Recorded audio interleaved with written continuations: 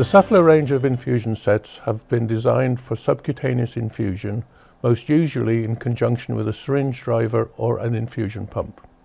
Specifically, these devices have been manufactured to meet the requirements of needle safety legislation, which was introduced in 2013.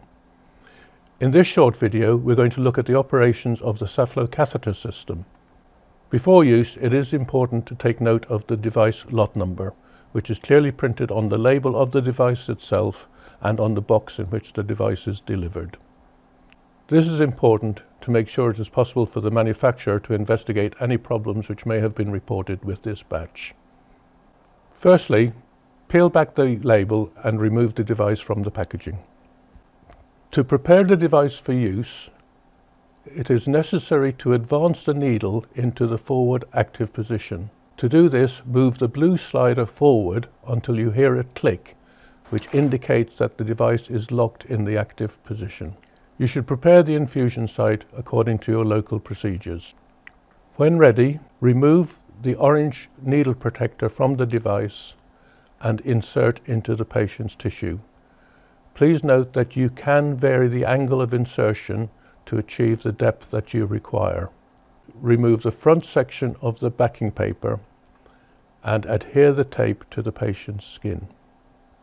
Hold the front section of tape where it is secured to the patient's skin. Gently pull back on the blue slider until it reaches the end of travel.